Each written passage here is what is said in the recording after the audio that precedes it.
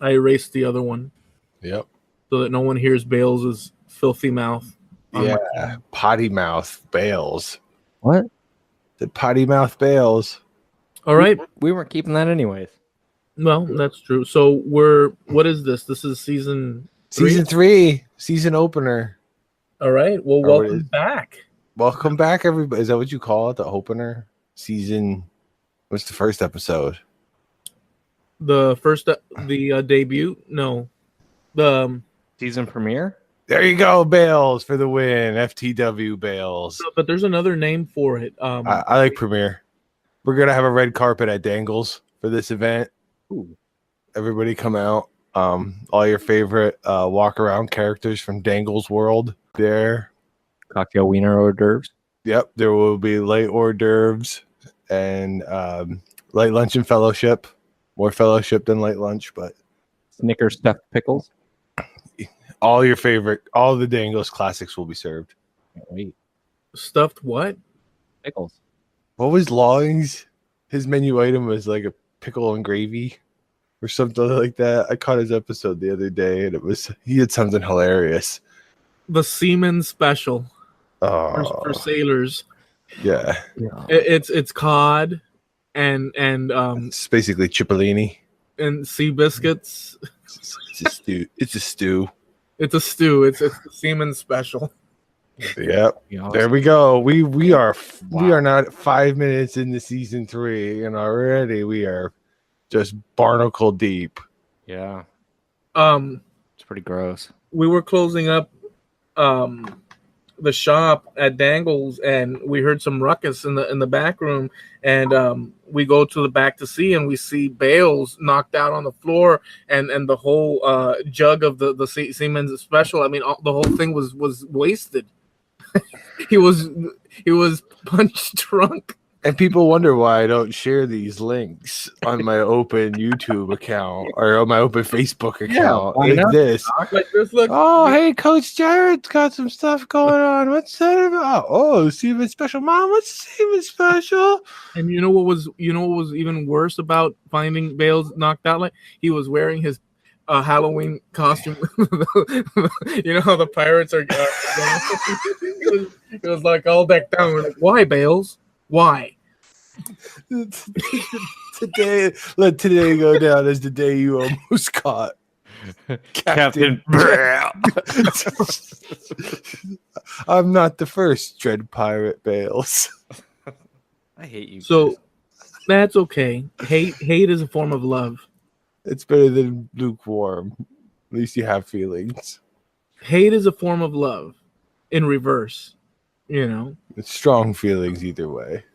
So what's going on, Bales? Why the negativity of I'm falling asleep? It's been a busy week, man. What have you been up to?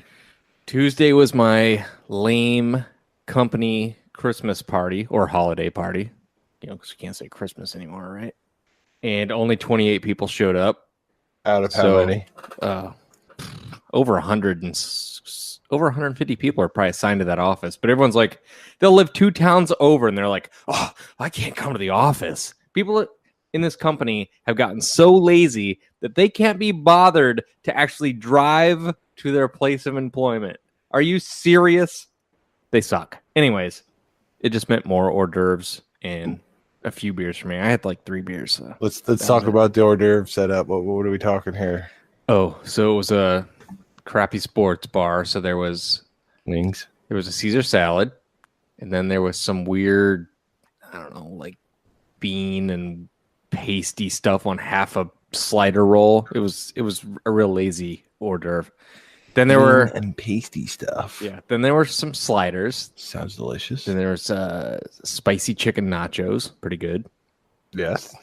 Like deep fried macaroni balls, I think, were there. Macaroni and cheese balls. Yep. And there were a couple pasta dishes that I did not partake. Yeah, no, I don't. I try to stay away from the open carbohydrate platter. Yeah. Unless I would hug the person that made it.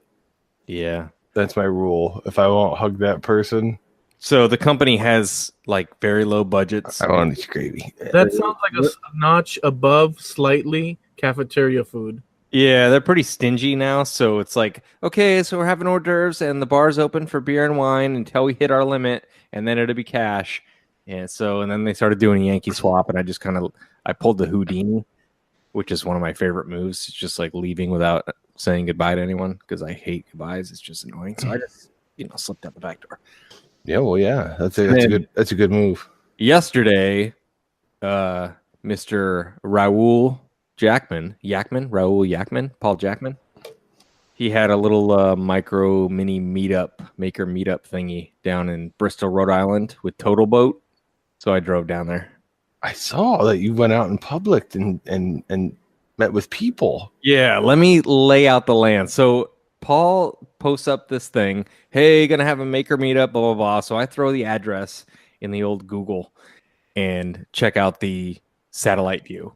And it's just a nondescript warehouse building. And it's not the headquarters of Total Boat. So at first I'm like, this is kind of weird that it wouldn't be at their headquarters, but they said it was going to be coinciding with their shop night. So I'm like, okay, maybe it's like a separate shop or whatever. So I just left work at 4, drove down like an hour, 15 minutes to get there.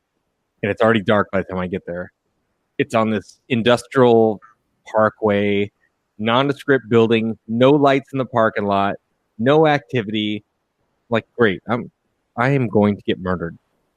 There's no one here. There's no signs. I didn't see Paul's, signature ride. Paul and Pat are waiting to kill you and harvest your organs and sell them on the black market. Yeah. So usually, you can see Paul's vehicle and okay, he's here, but he wasn't driving his vehicle. So I'd message him on Facebook. I'm like, yeah, this place looks like a really perfect place to be murdered. And he's like, yeah, come on in. We're waiting. Like, and puts the lotion on the skin. Yeah. So no, it turned out to be pretty cool. There's some people there that I'd seen on YouTube before, but never really interacted with, like Nick Carruthers. I think what's he go by? The Grain Doctor? The Grain Doctor. He's down in Rhode Island. So that's the first time I ever met that guy. He's a cool guy. Yeah. Yeah, he's a good dude. And Jeff Rohde.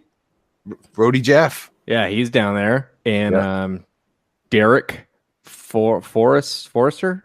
Yep. Yeah, he was down there. So I hung out with those dudes, and then Total Boat was giving away some of their swag and their product. So they sent me home with some resin and varnish and stuff. You Total Boating son of a bitch, you. Yep. Damn, dude, I want some of that resin. Got the Total Boat. And then they asked me what kind of projects I did. I showed them some of my drums and told them some of my ideas. And they took my address down. They're like, we're going to send you some other stuff. I'm like, oh, okay. It must be nice to have a back catalog like you do when someone asks you about things. Yeah, I was like, you realize that I don't have 200,000 subscribers like Paul, so you're going to get no traction out of this whatsoever. You realize I'm a miserable prick, right? Okay, yeah, right. Just so you know that ahead of time. This is all the social interaction for like this next 2 months. Yep. So I'm done here. And then a guy from Arbortech was down there too, so that was pretty cool. I would like to try one of them turbo planes. Me too. I was telling him that I had this idea for a drum milling jig. Oh, excuse me. And I would really like to try out one of his bits. And, I'm not going to ask for a free bit because I'm a nobody. But it turns out that that milling bit that you usually see retails for $1.50. Yes, I looked into it once. Whoa. I was not expecting that. Well, tool steel is not cheap. I guess they are precision ground. And priced. Yeah, and I have no clout to be asking for free tools. So. Oh, there's two of you.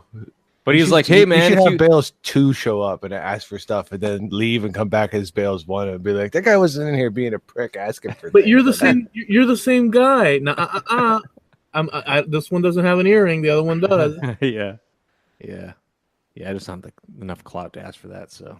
Well, you have plenty of clout. So I took him out back and blew him. Nice. Hey, that's a good idea. Hey, I still didn't get the tool. Well, you got the tool, all right. you just not the one you want. Well, maybe you wanted it. You took it with grace. Gross. So that's cool, dude. Everything except the out back. I mean, everything up till then was okay. I mean, even the getting murdered part would be okay compared to the finale. I mean, heck. Yeah, so by the end of that, I was kind of burned out. My social interaction meter was on empty. It had to be pegged. Oh, man. Let me ask you guys this then, and starting with, since Bales, you're telling us about, are you, I don't know. Okay, I guess you guys might know about me, but are you like anti-social or like more kept to yourself as opposed to like complete social butterfly? And this is for both of you guys. How do you see yourselves? Because I'm a loner, really. I'm a loner, Dottie. A rebel. There's things about me you wouldn't understand. Things you couldn't understand. Things you shouldn't understand. I'm sorry. I don't even know where that's from. But is this wait, one more. Is this something maybe you could share with the rest of us, amazing Larry? Pee Wee Herman, man. Yeah, sorry. All right. I don't have that fresh on my mind. Neither do I. I don't know where that came from, but I think I hit that mark. I think I hit that right on the mark. Yep. I tend to, like a lot of people, I have bouts of like depression and anxiety, and when I get into those like heavy, I get pretty introverted. But I find that now that the boys are older, I can't. So the fact that I can't, I don't know, just keeps me from snapping into that, and I kind of have to be social because you fear that you're going to project that behavior onto them. A, yeah. B, when I'm out in public, I'm teaching them how to act, and so right. I try to do the, if you're walking by someone, how you doing there, huh? Even if you're not really engaging, just be a person about your world. Yeah. Mm-hmm. There's a difference. You hold the door open, you do little things. So I feel like I'm getting more social again. Yeah. But I think that's maybe that's now that I'm getting a little older too, and I think the older you get, the more empathy I feel toward others and whatever, and I was fine when I was younger, and in my mid-30s, I went through this weird bout of social anxiety. It just came out of nowhere. Like I didn't want to go into any retail store. I didn't want to go into any kind of shopping plaza. I didn't want to go buy groceries because I would just start feeling like someone was sitting on my chest, and I'd get all weird. So I started doing all my food shopping like around 10 o'clock because they closed at 11. Because if I'd go down an aisle and two people would start coming in from the other side and pin me in, I would start feeling all trapped. It was crazy. I ended up just kind of forcing myself to go out to get over it, but yeah, it's the best thing for it. So the same thing with me. So the way I look at it is that I'm listening to this like little rapper crunching. I don't know who that was. Doc's wrapping Christmas presents. I got a nice lump of coal here for Ryan, so I'm wrapping it up nice and tight. Okay. Oh, yeah. Back to you. No, I also have experienced that, but I actually had panic attacks. So I'd be at the grocery store, just like Bales is talking about, and this was also in my mid-30s.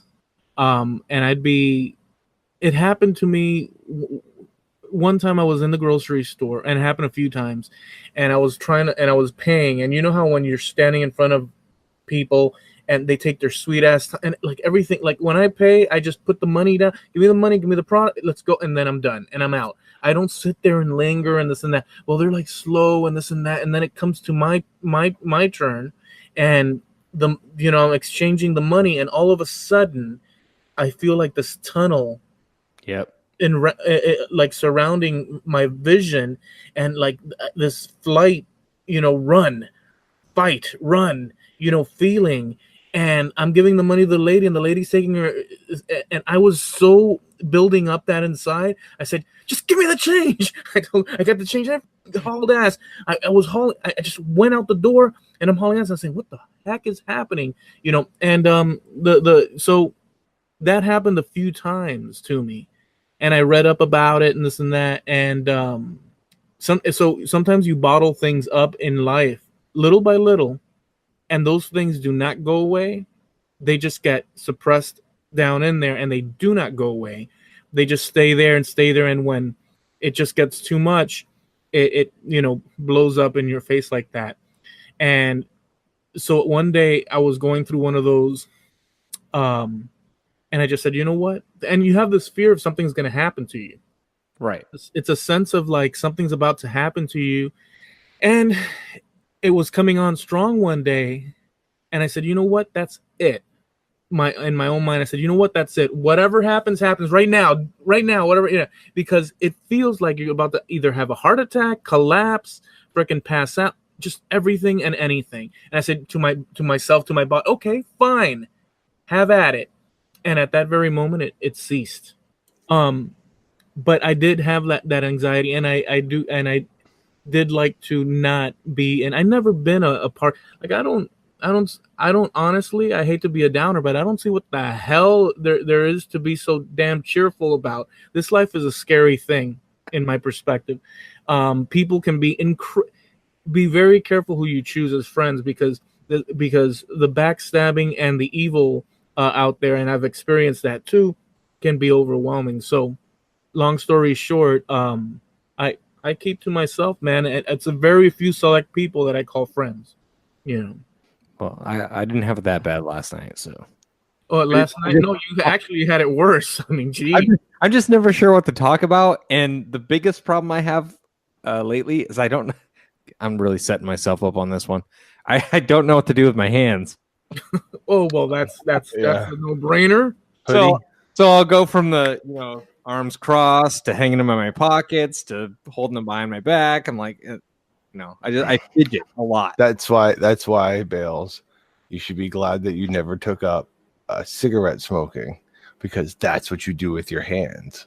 You sit there and you smoke and you talk and you do this, and you got a lighter to play with, and there's a pack of cigarettes to play with, and you got stuff going on, and the whole time that's part of the habit for people. You should put a rubber ducky in your hands. In those chickens. You should get a puppet. What if you got a puppet and you started doing like a little ventriloquist act while things were going on? You just start talking, and then all of a sudden, a little Ryan Bitter's fist puppet. Little fist puppet. Going back to what we were talking about, though, when I finally came to the conclusion of it, I can't teach the boys to be scared of the world, whether or not it's a scary place. Like, you have to teach them that, to respect things and understand that bad stuff can happen, but you can't be scared of it. You got to take things head on, deal with it, and put it behind you. That leads me into my next question that you just reminded me of. I want to hear about the Sally trip to the barbershop. Oh, all right. Yeah. So I've told you before that my son's barber is named Pasquale. Pasquale grew up down the street from my dad, so he's younger than my father. So my dad knew him as a little kid when my dad was like, 10, 12. So he treats him like a little kid. My dad talks down to him. I don't know if that's you know what I mean? That's the thing. Yeah. My dad busts his chops pretty hard, always has. So my kids caught on to that, or my oldest son. My youngest son is, still toddling, so he doesn't really catch on to that. But my oldest son catches right on to, I go to the barber shop and I bust this guy's balls. Now, I don't need to go get a haircut, so my dad was taking my oldest boy, and, they were both getting haircuts when they needed them. So I'm completely out of the loop.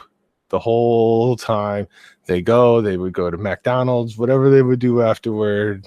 They have a whole agenda. They have, little routine.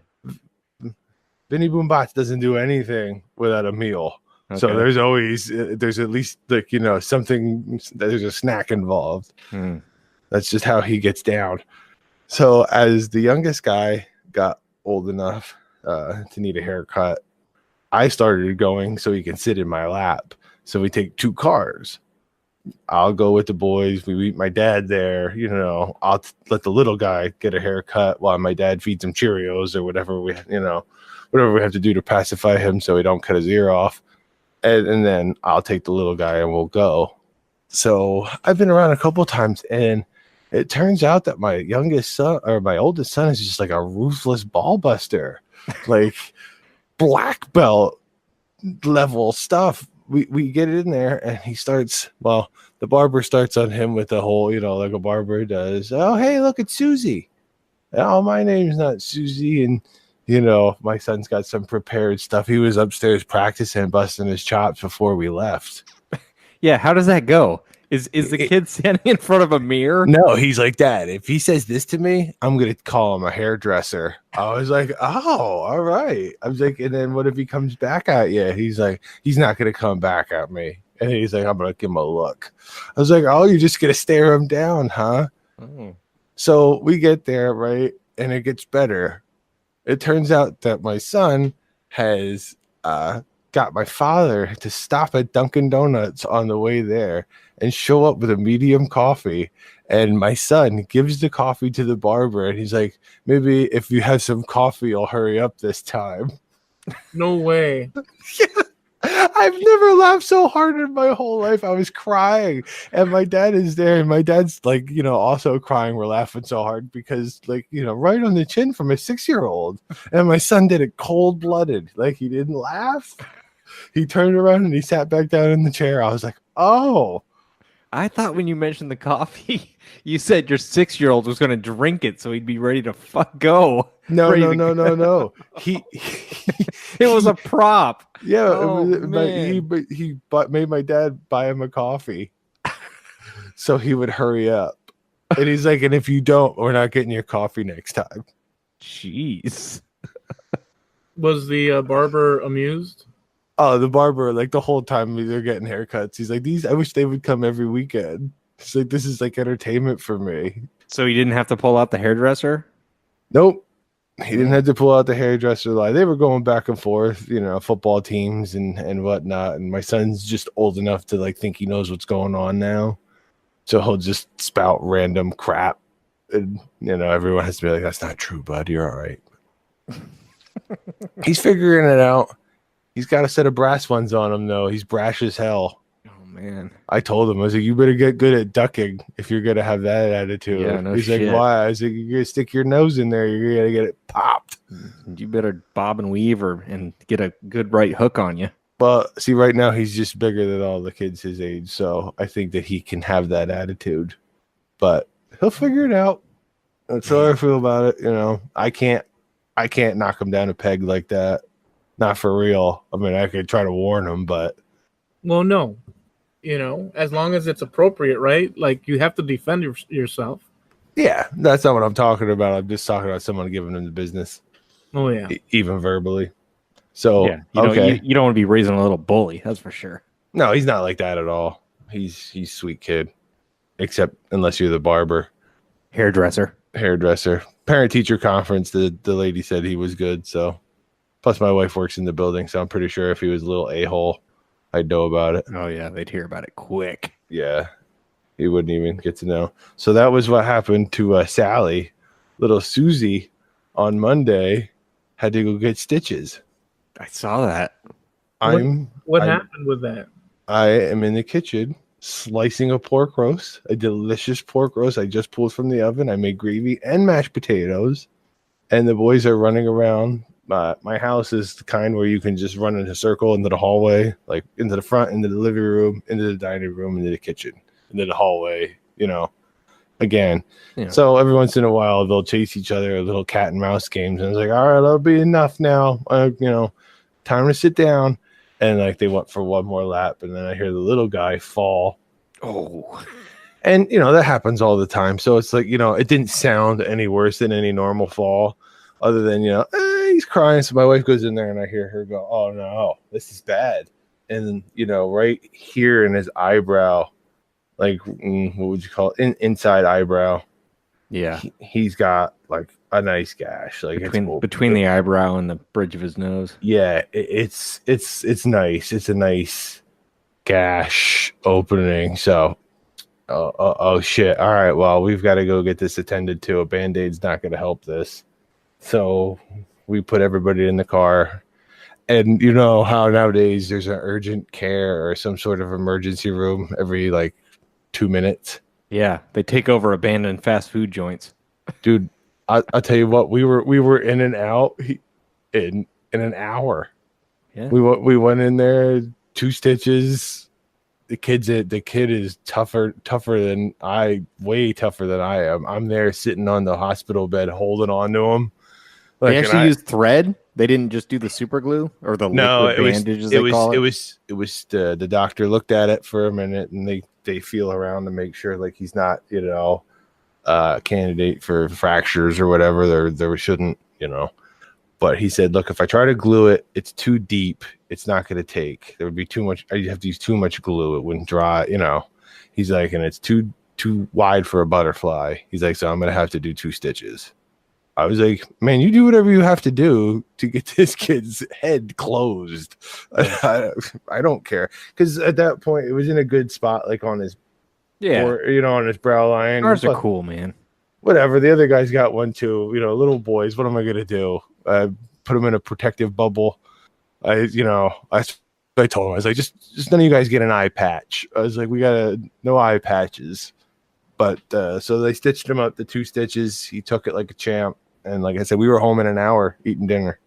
That's freaking awesome, dude. And that should heal pretty damn quick, really. He's looking good already. He goes out in a couple of days to get the stitches out. But like way tougher than I am, man, because like, I had an active role.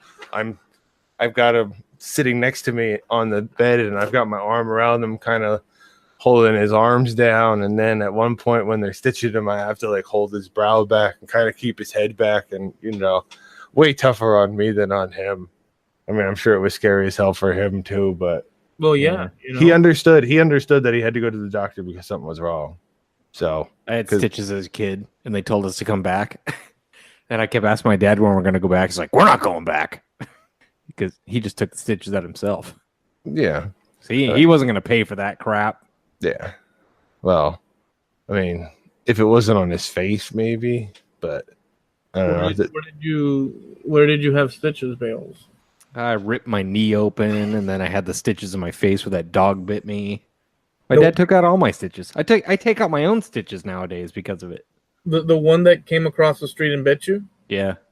Holy smokes. Yeah, but my dad's never taken us back to get stitches. He's like, "I'll do it myself. Get over here." Yeah, I took mine out when I had my knee surgery. There you go.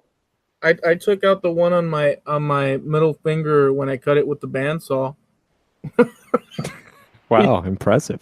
Yeah, we're cool guys. Look at us. We don't need the doctor. I got my own stitches. We take out Scratched Podcast. We take out our own stitches. Like that's now that's pretty manly. I don't want to. I just don't want to pay the office visit, to be honest with you. Well, yeah. I mean, and all it is just pulling the little strands out. Yeah, well, when you have kids and stuff, you got to, or else you go to hell. I'll put stitches in myself into those bastards. Stitch them up like a rag doll. Yeah, if we don't take them and go, why do I have insurance? Yeah, yes. Like that's what I feel about it. I have a high deductible insurance with a crappy fees. So maybe do you still have a PPO, Doc? This is thrilling podcasting. No, insurance cast. All right, we could probably get an insurance agent on the phone. We can't get other people to be an interview. I'm sure we could get a guy that it would be a sales call, but someone would come and talk to us about insurance. I've had pretty. So one accident that I had as a kid was that we were building a tree fort, and who was we? You got to set the stage here, pal. So a bunch of my friends, we got together and we were going to build a tree house. How many? I don't remember exactly. Could have been 2 or 3 of us. And I grabbed my old man's hammer and we went around town gathering people's tossed out plywood, and we drug it home, and some of the boards still had nails in them. Well, we're walking around building the fort, and I stepped right on one nail, went right through my foot, and it stuck to my foot. Actually, I was lifting it up and it stuck to my foot. I was like, ah, ah, ah, and I went to my mom, and well, they had to give me the tetanus shot. Yep. That was the end of the fort, incidentally. So it ended before it began. Pretty much. Well, no, we had boards. You should have seen that thing. Turns out my mom invaded my fort. You can't say you're building a fort if all you've done is collect scrap wood. Oh no, we nailed pieces together up on there. We'd climb up on it, and we had to like sort of balance on it, and the tree wasn't like heavy enough to hold the actual thing. So you're trying to build a fort in a Charlie Brown Christmas tree? Is that what you're telling us? In a bush. Yeah. It was less of a tree fort and more like a slingshot. Exactly. It was a catapult. We were gonna eventually launch ourselves in this house. Yeah, so that ended. Did you guys ever? I think we've had this discussion before. Did you guys ever have tree houses and such? No. Well, never had trees big enough. Yeah, that is. Well, neither did I. but that was a fun thing. That was probably one thing I remember as far as a kid getting into, and I never broke bones or anything. Although lately I do have sore. Frickin' my arm is completely sore, dude. I'm getting old, like Bales. Yeah, man. No, we're the same age, you dumbass. Yeah, but unfortunately, it's all mental with you. Age? Look at the young guy. I'm not falling apart like you are. Well, good for you. I'm over here with the Slim Shady waist still, you know? Don't you remember? Yeah. Yeah. Like you guys, the old guys have all their hair. Yeah. Ooh, Well, that's then, true, too. what are you so miserable about then, Bales? I don't know. Life in general. Just make it stop. No, I'm not so miserable now. I just got a bunch of epoxy and varnish. So. Wait, being born. That is a good pick-me-up. Yep. Hell yeah. Is it the 2-part stuff? Is it just for like glazing over like tabletops and or can you use it for like the resin casting things that people do? I told them that I use 2-part epoxy and it keeps failing on me. I use it to glue magnets into things and then the magnets fall out. So they gave me a little small 2-pack of 2-part epoxy that you'd buy at the home center. And then they gave me this 2-part epoxy that comes in what looked like a regular caulking tube. Oh, nice. And they give you like mixing tips. So they gave me 2 of those. And they give me a bunch of varnish. And then, she's going to send me some of the bar top type resin because she didn't have any left. They did a huge giveaway and they were just giving away stuff to everyone that showed up. But I was busy talking to the owner of the company and Arbortech and Jackman. So I wasn't like, scrambling for the giveaways. I just hung back. Yeah. I didn't really care all that much, but oh, that's good. Because that's just more crap in my basement, to be honest with you. Yeah, but epoxy's always, free stuff is free stuff. Yeah. Yeah. You always run out of that stuff, and you need to go and get so that's a good thing. Heck yeah. Yeah. So then I talked to that Derek guy, and I find out that Derek guy lives north of Boston, so he's not that far away from me. Well, that's cool. And he's like, "Yeah, I messaged you a couple years ago." I'm like, "Oh, dude, I feel like such a dick now. I wasn't ignoring you. I never saw it." Is it Derek from Bull City? That guy? No. Some dude with a beard, and he's been in a couple of Pat Lapp and Jackman and DeRus's videos. Hangs out with Graz. Derek's a cool guy. Yeah, cool dude. Did some ball busting. He's got comics and fish. I bet he's a nice guy. Yeah. If they have comics and fish, they can't be all that bad.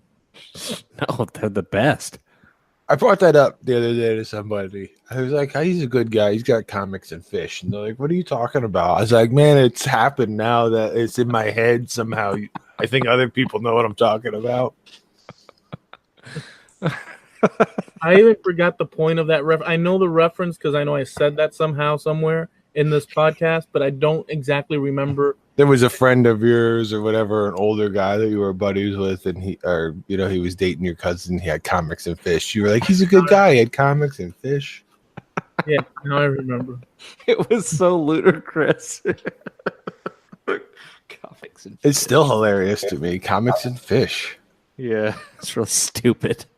Hey, easy there, big fellow. What is so stupid about a guy that's older than you as you're a kid, and he's got comic books, which kids like, and he's got an aquarium full of fish. How cool is that for a kid?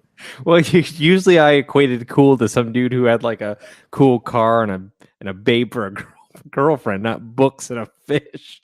I think Eloy, your mic's going out. Yeah, Eloy, your mic's going out. Can you hear me now? It's all crackly, dude. Now we can't hear you at all. Okay. Now it's back. He's back. Man, Am I maybe back?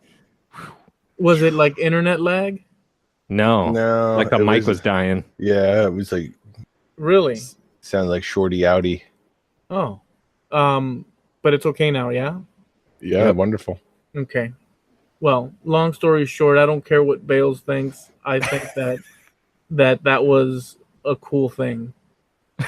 Hey man, Comics and fish, like I said, it sounds like something my kid would say. whatever gets your motor running. Well, He's got- don't make it into a thing, Bales. I mean, geez. It's Well, just- tell us what's been going on in your neck of the woods there, pal. I've been a socialite. Doc here is getting hairs cuts and faces stitched. Daddy detail. Yeah. What have you been doing there? I've just been making things, making signs, and Triumphant return to the tubes. Oh, I saw that. I've just been making things, selling things. I sold. It's funny. I guess 2 years ago, I made altered bottles, like wine bottles, where you take mastic, you cake the mastic on, you paint it. It becomes like this, I guess, like pirate-like or gothic-like or whatever. And well, I put them up on my store, and they've been up there ever since. And then yesterday, freaking sold one out of the blue. So now I got to figure out how to package that damn thing without it breaking on the way to the person's home. Bubble wrap. Yeah, I'm gonna have to bubble wrap it good and ship that out. But I've been focused on making signs as opposed to that kind of stuff. I like that kind of stuff. You take the bottle, you take mastic, you dab it, you can make texture with the mastic, and it dries up in that texture. And then you can paint it and give it some like rub and buff if you want, or whatever you want, and you can add like beads on it and just make it into like this old looking vintage or ancient sort of bottle. Yeah, like something from the Lost Boys. What's that? Something from the Lost Boys. Like the one from the Lost Boys, yes. How are your maggots? Michael, you're maggots. You're eating maggots, Michael. That was a great movie. But yeah, so I'm not doing that, but heck, they sold, so you never know what the heck is gonna sell for some reason. True. But yeah, I'm making a ton of different signs, and I'm working on what you call spray paint. I've been looking at a lot of spray paint artists online, and Like graffiti artists or the guy that make pictures on the streets of New York? like the guy that makes pictures on the street of New York. Cool. I really dig that whole sort of process, but as opposed to just doing, I'm thinking in terms of mixing it, incorporating two different mediums, and adding a little bit of the the wood with that. I'm still trying to figure it out. I did a Jimi Hendrix today. I did a couple of them test ones. And so that's kind of what I've been up to. That's really it. Can we talk about something else that Doc has sparked my interest on? Okay. No. Okay. Scratched. Doc sent a few links in the chat of DJ Scribble's brother, like doing a spot on Les Claypool impression. Yeah, the name of the band is Jelly Kit. Like that guy sounds just like Les, vocals and bass. And he can do the dance while he does while he plays. And the drummer's spot on with the drum kit configuration. What happened to Scribbs? Why is he such a miserable ass? All his talent is in self-promotion. Oh, it is? Yeah. I thought he sucked at self-promotion. He's like the wrestling heel, and he's not all that good at it. I like it.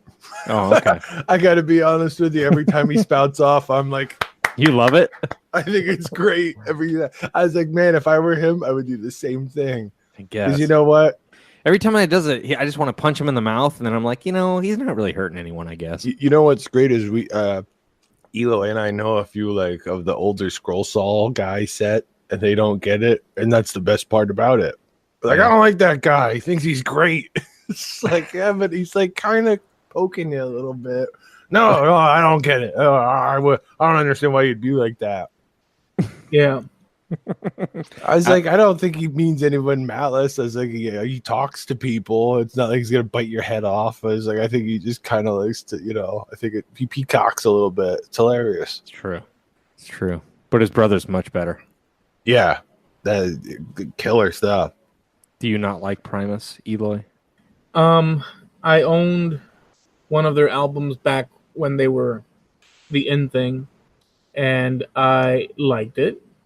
It wasn't my main go-to CD, but I liked it. Yeah, I thought it was cool. I liked it in respect. I liked it basically.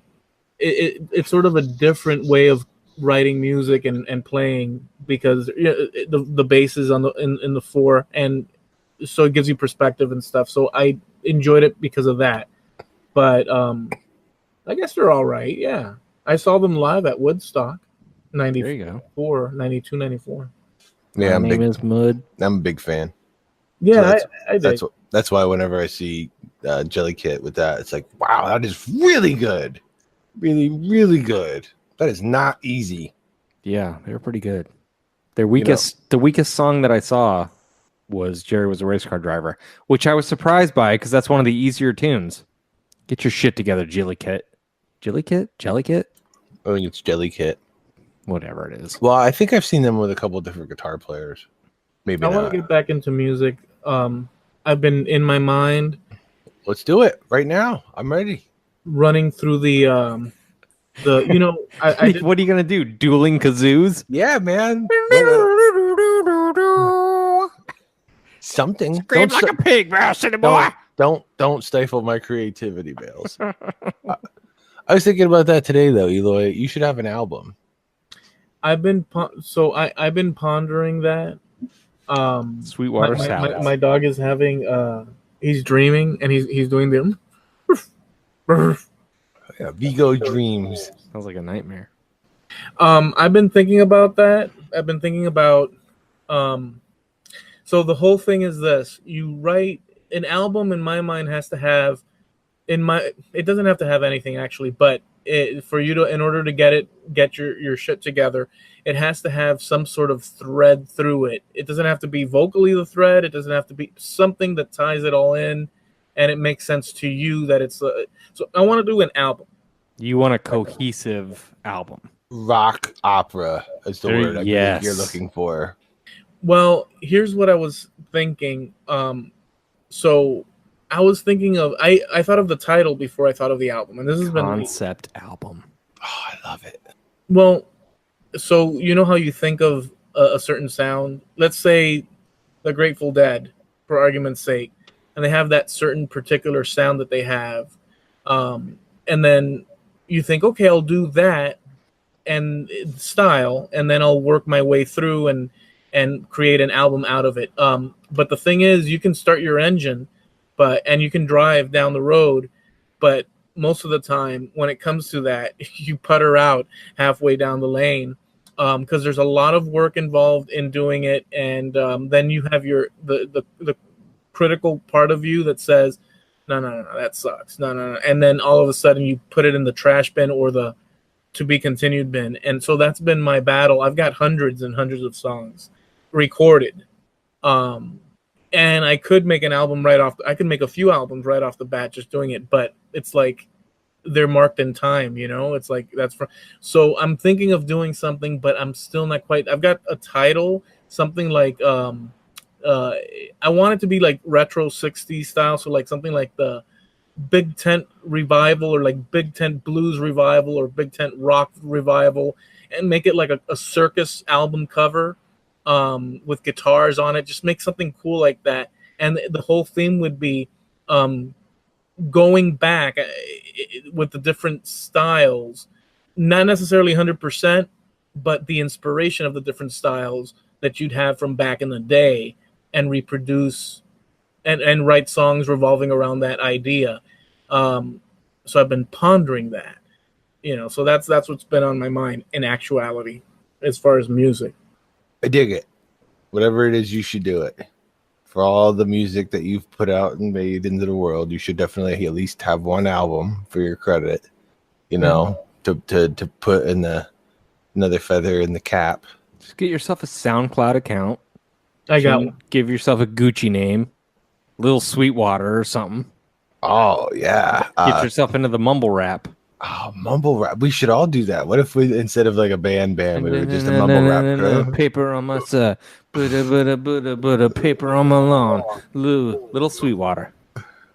Number one, Lil Vigo. Number one, I am very disappointed in you, Bales, that a guy from my era literally would even know what mumble rap is. I just found out right now, number one. And number two, that you would even know how to express it verbally. I am incredibly upset. I just made it up. I don't know if that's how they do it at all.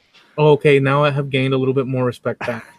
I'm sure they have a little more rhythm and flair to it. At least I would hope.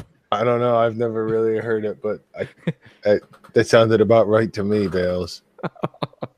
It was pretty mumbly. I've thought also, believe it or not, about Bales. Yeah, you have.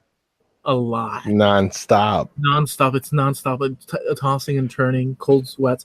I've thought about, because I've asked you a few times in the past about laying down your drums, on some tracks, and I've not. And in fact, Doc and I briefly before this were talking about, we should do something, the three of us with music. Now I understand all the difficulties involved and stuff, but I've got all the software and stuff to edit, mix, and all that. But I don't see that you're necessarily on the recording side, you're not too fond of the recording side, or what's the story? Or is it just us? Or, what is it? Is it no time? What is it? I love recording. I just don't have the equipment to do it. I don't have home studio gear. I don't have an interface or anything. But you can record your two tracks into a stereo track. Yeah, but then I'd sound like a MIDI box, and I don't want to do that. Yeah, but how shitty? No, hold on. How shitty is the sound that comes out of those drums? You can tell they're electronic. They're V drums. Yep.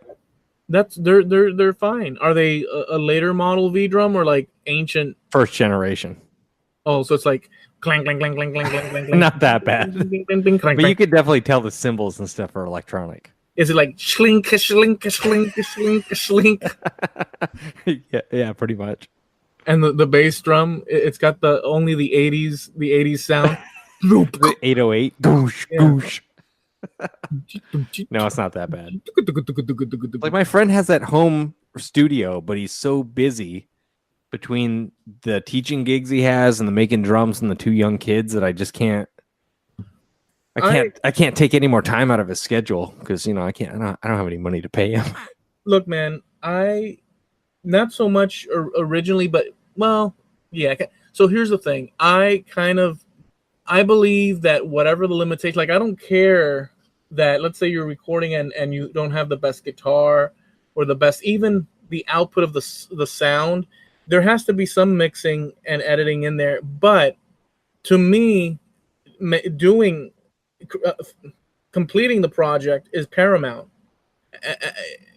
In other words, I would not look down on the sound if it's a project between a bunch of buddies to do something because it's not just your drums, it's everything involved in it that creates that sound. It doesn't have to. I bet you it sounds. Yeah, also, just to throw it in there, if you guys are gonna let me anywhere near this with a musical instrument, no one's gonna care. No one's gonna care what Bales is up to. It's gonna be like, what was that? Yeah, you're gonna take the quality down immediately, is what you're saying? Yeah, it's gonna be. Well, I mean, you guys are both kind of got quite a bit of musical experience. Doc plays bass on a juice harp. Yeah, whatever. Silently by myself in the back. I think we might. I might take Ryan's spot. I might move up to playing rhythm guitar because I could do that way better than I can play bass. Yep. If you think of the like two different sort of opposing eras, like let's pick like a what was that Rush album where there's like a fireball running through the front of the cover that came out in the 2000s, Vapor Trails. Oh, I don't know, did you ever hear that album? Nope. Okay, well, pick any more modern album of Rush as an example, and you hear Neil Peart's drumming, and you hear the drums, the sound that comes from that. It sounds really crisp and big, and like it sounds pretty freaking awesome. Okay, it's just like it's right there. And then you go back to like, let's say a 60s where the drums might be on one headphone, one side of the headphone and whatnot. Yeah, right. I have zero issue. To me, I enjoy both because You're not an audiophile snob. No, well, okay, no, but at the same time, okay, so I listen to it, and when there's panning occurring, they were working with limitations, and they were drawing the best they could with the limitations. There's people that actually nowadays are looking for those limitations so they can recreate that sort of sound, because by limiting the ability to use different gear, you actually end up with a particular sound. And that, I'm pro that, you know, it doesn't have to be. If you have all the good stuff, that's great. But without that, it's still badass. Like, in other words, I don't care through a little freaking thing and you're recording, and then it's freaking awesome, dude. No problem with that. So that's how I look at it. Okay, so more importantly than that, what is the name of this new power trio? Little Sweetwater. Little Sweet, but I humming that's from. Dude said jealousy windows. Chowder. I like it. Big chowder. Big chowder. I had to come back so bad that you guys would well, Doc would probably appreciate, and Bales would probably appreciate it, but I'm not gonna do that because Bales might get pissed off. It had something to do with on your knees in the back. I already made an oral sex joke at my own expense earlier in the show. Yeah. I don't want to call it humming a Sweetwater little band. Too many humminas. I agree. Yeah. So power trio. Eloy will track the bass. We'll have someone do it off stage if we perform it live, or just have someone hired to play it. Agreed. Jack and the offs. Good job, guys. Jack and the me offers. I love it. Print it. It's as easy as, let's put it this way. Click track with a guitar sent to Bales. Bales records just his drums, sends it back to me. I give Doc a mix, a rough mix, and then he records his into Audacity. Direct input, direct injection. You send me your file. I've got Bales' file. I got your file. 3 instruments. Boom. I start mixing. I send you guys boom. back. You play my spot way better than I could. We say it's me. Awesome. Well, it doesn't. As long as you play it. Well, better is no, dude. Better doesn't matter. What matters is in time. As long as you play in time, everything else doesn't matter. It's got to be in time. That's the main thing. Yeah, I got it. And other than that, there is no, playing better or worse or this or that. And so it'll be something like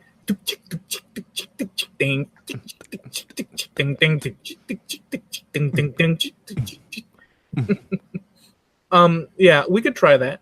You know what would be good, Bales? If you could be like the DJ guy you could drop the beats, and then Eloy could rap over it as Little Sweetwater.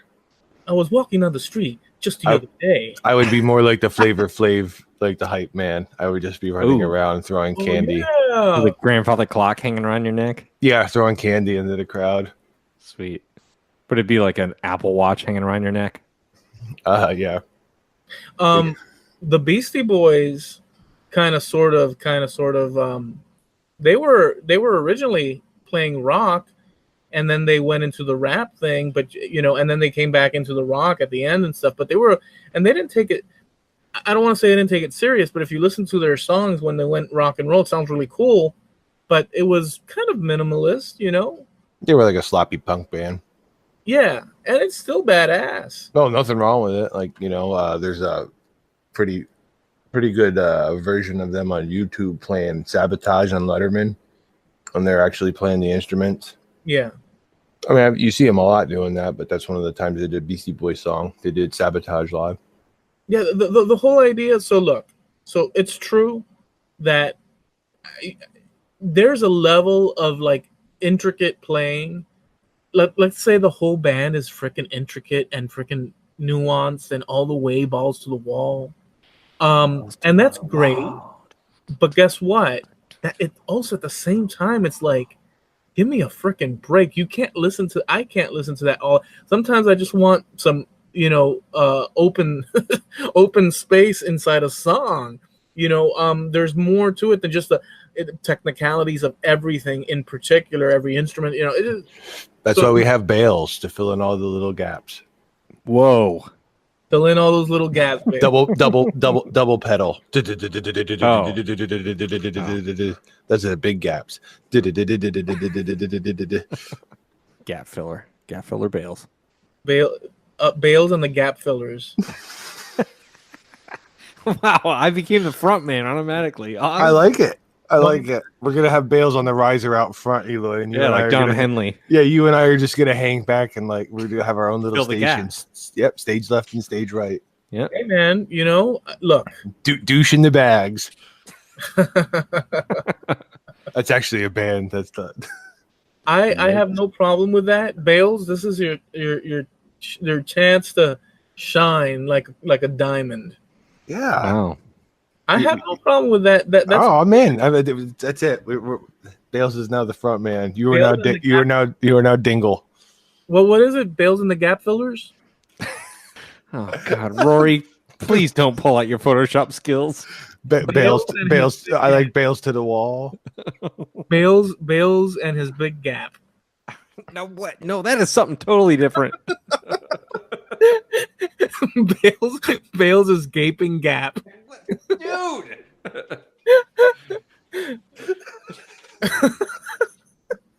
That's what he needs the resin for. Hey, can you picture? Listen, Bales, can you picture the first album cover? Bales is gaping gap. How would that first album cover that's look pretty like? bad. Yeah. You see, that's why you guys you don't have the creativity. I just don't. I don't have the creativity to follow you. Yeah, when you get riffing like that. You're right. Yeah. You're not looking at the art of it. Oh man. Yeah. Okay. I wonder if Ryan needs help wherever he is.